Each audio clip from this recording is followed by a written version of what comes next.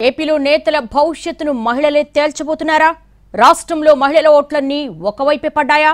మహిళల తీర్పు పురుషుల కంటే భిన్నంగా ఉండబోతోందా? ఆయా నియోజకవర్గాల్లో గెలుపోటములు అతివల చేతిలోనే ఉన్నాయా? ఏపీలో మొత్తం ఓటర్లు 4,13,33,702 మంది.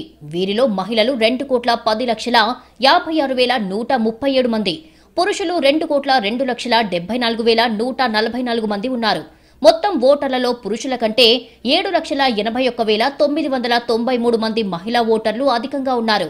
అయితే వీరిలో మగవాళ్ల కన్నా అధికంగా 4,78,535 మంది మహిళలు ఎక్కువగా ఓటేశారు. రాష్ట్రంలోని చాలా నియోజకవర్గాల్లో మహిళల ఓట్లే ఎక్కువగా పోలయ్యాయి. 41 నియోజకవర్గాల్లో పురుషుల కంటే మహిళల ఓట్లే 5,000 కన్నా అధికంగా పడ్డాయి. మహిళా ఓట్లు అధికంగా పోలవడంతో అవి తమకే పడ్డాయని వైసీపీ క్లెయిమ్ చేసుకుంటోంది. డీబీటీ ద్వారా ప్రభుత్వం ఇస్తున్న పథకాలన్నీ మహిళల అకౌంట్లోనే వేస్తున్నారు. పక్కా ఇళ్లు, స్థలాలు కూడా మహిళల పేర్ల మీదే ఇస్తున్నారు. అందుకే మహిళల ఓట్ల మీద వైసీపీ పూర్తి నమ్మకంతో ఉంది. సాధారణంగా మహిళా ఓటర్లు ఎక్కువగా ఉన్న నియోజకవర్గాల్లో వారి ఓట్ల శాతం అధికంగా ఉండడం సహజం.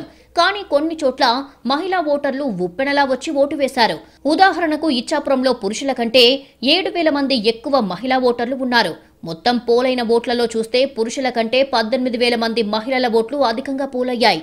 పలాసలో ఓటర్ల జాబితా ప్రకారం పురుషుల కంటే మహిళలు 5,000 మంది ఎక్కువ. కానీ ఓటింగ్ విషయానికి వచ్చేసరికి పురుషుల కంటే 11,577 మంది మహిళలు అధికంగా పోలింగ్ కేంద్రాలకు వచ్చి ఓట్లు వేశారు. రాష్ట్ర వ్యాప్తంగా ఇలాంటివి 41 నియోజకవర్గాలు ఉన్నాయి. గ్రామీణ, పట్టణ ప్రాంతాల్లో ఇదే పరిస్థితి కనిపిస్తోంది.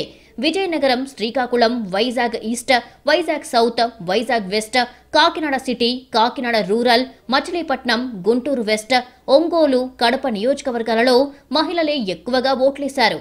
అయితే వైసీపీ అంచనా వేస్తున్నట్టు జరిగితే ఈ నియోజకవర్గాల్లో ఆ పార్టీకే మొగ్గు ఉండాలి. మరి అలా ఉంటుందా లేదా వేచి చూడాలి.